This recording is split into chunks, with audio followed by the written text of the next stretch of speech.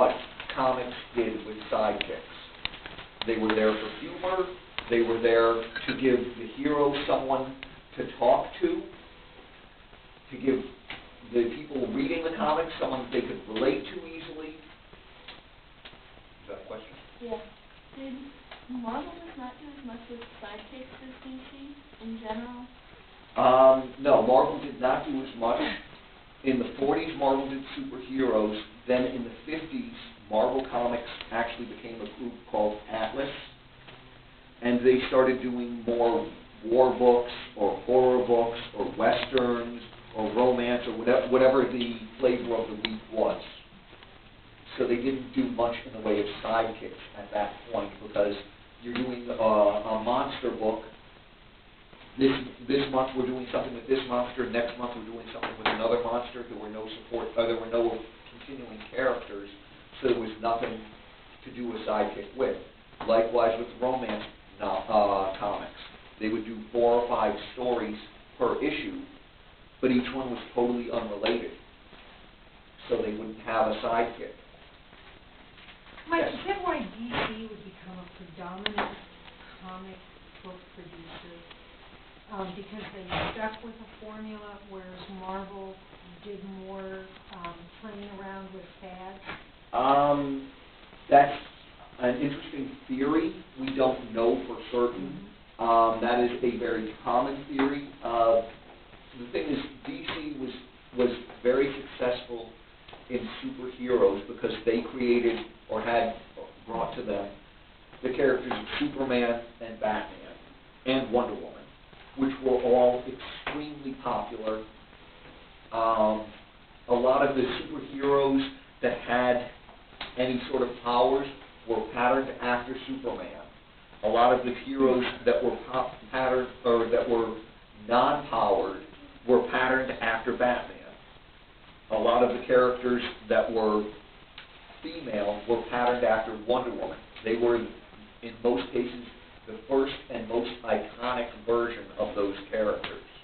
Now, Marvel had their own iconic character in Captain America. He was pretty much the first really big patriotic superhero, but at the end of World War II, they were very much at odds with what to do with him, because here's this guy that was designed to fight the Germans, the Nazis, and we beat them. So what do you do with him? And they tried getting him to fight the Soviets during the Cold War, but that just wasn't as dramatic. So his sales slumped, and they actually canceled it. Whereas DC continued on with Superman, Batman, and Wonder Woman. Although their sales lowered, they never lowered to the point where they replaced them completely. They kept going, continuing on. In comics, the 40s are considered the golden age of comics. Those 3 characters are the only characters that kept their own book from the golden age through to the next era of comics, which is called the Silver Age.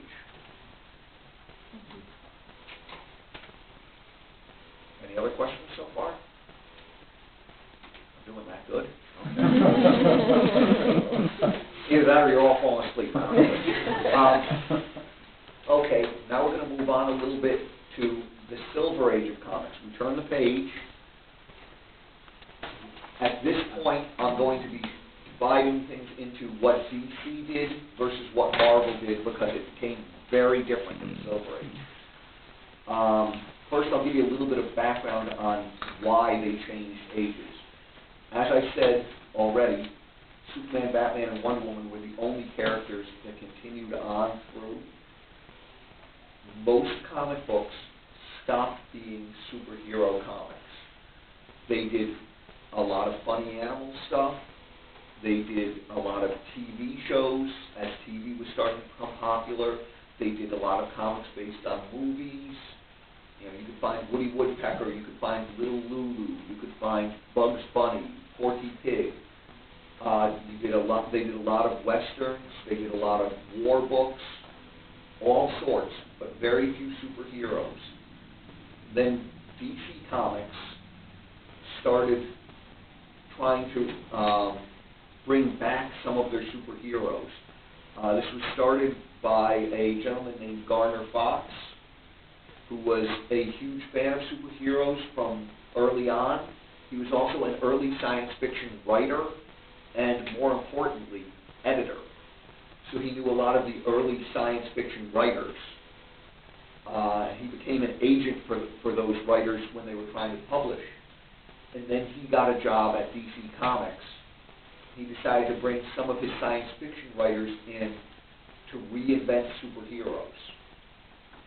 And so characters like Green Lantern, they recreated. Green Lantern went from being this guy who found a magic ring to a policeman in an interplanetary police force called the Green Lantern Corps, where Hal Jordan was picked to become the newest member of the Corps and was given the ring and flown off to the planet Oa to be trained and join this intergalactic police force. You had the Flash, who went from being a guy named Jay Garrick, who happened to fall unconscious during an experiment and breathe heavy water fumes, to being a police scientist who was working with chemicals, and a bolt of lightning hit the chemicals and bathed him in this electrified mixture of chemicals, and he ended up with super speed. So they were bringing in a lot of science fiction. As they did this, they recreated a lot of characters, and superheroes started becoming very popular. Marvel, who was doing whatever the fad of the week was, saw this and decided they could try to do superheroes again too. And they, a young writer for them named Stan Lee, actually his name was Stanley Lieber, but he didn't want to use his real name because he was saving that for when he did important work. So he used the pen name of Stan Lee. He got together with one of his writers, or with one of his artists, Jack Kirby, and said, look, DC is doing superheroes and they're starting to sell. We can try doing superheroes too. So they created this group called the Fantastic Four.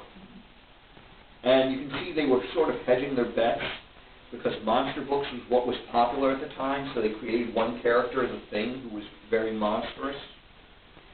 And, oh, we'll try that. And then they tried the Incredible Hulk.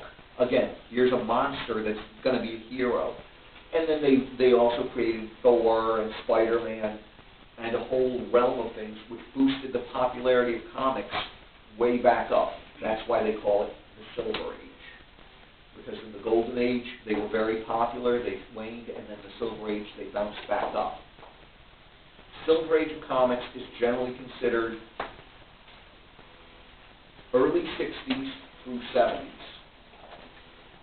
In that time, sidekicks changed very drastically. So we come over here, first thing you see is DC was trying to make their characters more relevant.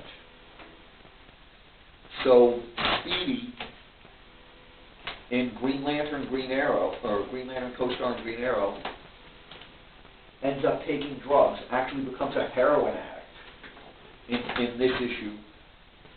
And DC addressed the possibility or the problems with drug addiction that were becoming so prevalent in the 70s. So they were trying to address modern issues using the same sidekicks that they've always had. Green Arrow had Speedy from the 40s, but all of a sudden, he's a junkie. And why? Well, because Green Arrow wasn't paying as much attention to me, and I'm hanging around with these friends, and they're taking drugs, and they told me it would make me cool and feel better, so I tried them, and now I'm having problems. And, they tried to address what's drug addiction like.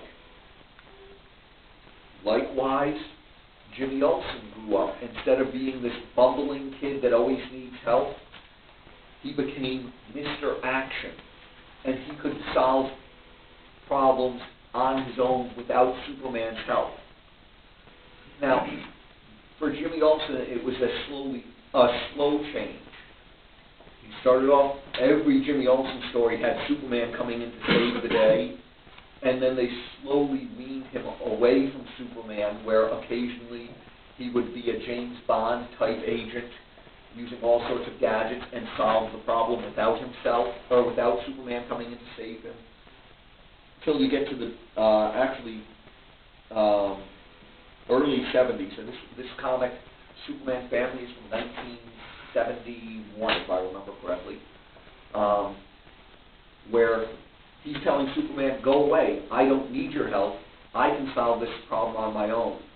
In Superman Family, that's exactly what Jimmy Olsen did. He had a regular feature where he would solve the problem. Superman might show up, but he would just be a supporting cast member. He would show up, fly in to say, hey, Jimmy, how are things going? Or to give him something that Jimmy Olsen then turns around and starts investigating, and that would follow, and the story would follow Jimmy without Superman being there.